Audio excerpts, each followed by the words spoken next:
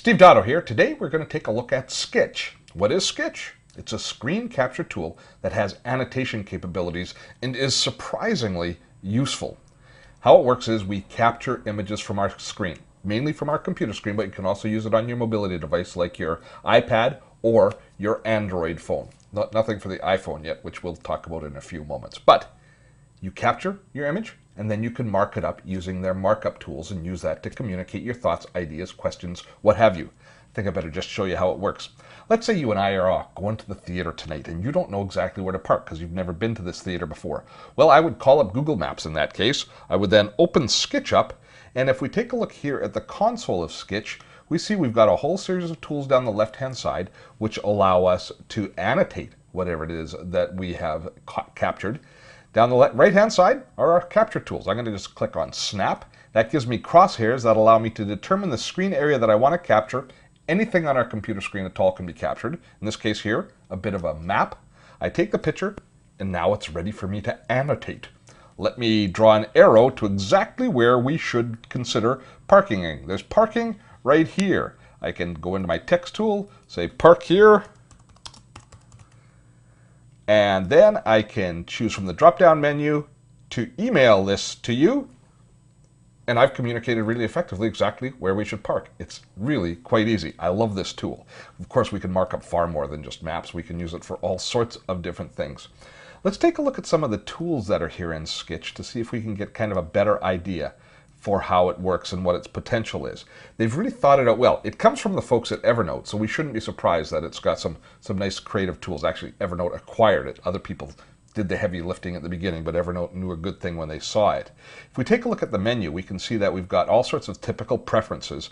But then as we go down to the bottom, we have a whole series of different ideas on ways that we can capture screens. I won't go into all of them in detail now, but suffice to say it does more than just the crosshair snapshot that I just showed you. You can capture whole screens, you can have delayed captures, you can capture from your camera, you can lots of different ways of capturing images. And then you can rotate the images or modify them once you've got them.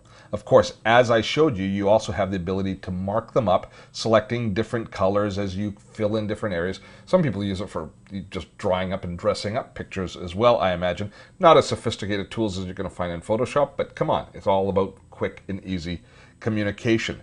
Now here's where it starts to really impress me when I look at some of the additional little tools. For example, one of the things that you're always going to want to do is you want to make an attachment for something that you can email or you can store. It can be easier to save it than just see where it says drag me right here. I'm going to click on that. I'm going to drag it down, and look at that. It becomes a document, a JPEG, right on my desktop, ready for me to send somewhere. And the Skitch minimizes itself, opens back up as soon as I tap on it. The other thing that I really like, and this is really useful for doing web graphics, is down here they have this resize button. If I click here, it gives me the physical dimensions of the image that I've just created.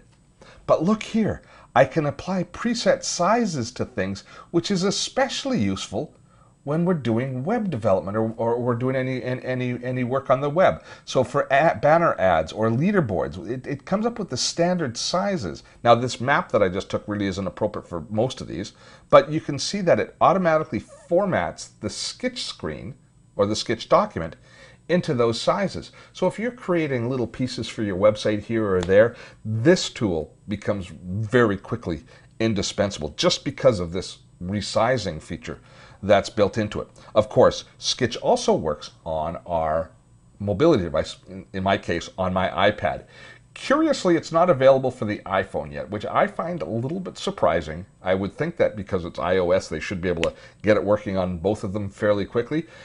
Now, where it becomes really useful is taking pictures with a camera of your mobility device and then quickly emailing them to people for communication purposes. It does work on your Android devices, but for example, if maybe you have a wall that's damaged and you want to get a quote of somebody to repair that, you can take a picture, just draw a few directions on it, say this is the problem here, I want you to fix this, get a new baseboard for me, that sort of stuff, and that will give you the ability then to email that and do it all from your mobility device. Of course, it's also really good for drawing mustaches on friends. That's one of my favorite uses of it.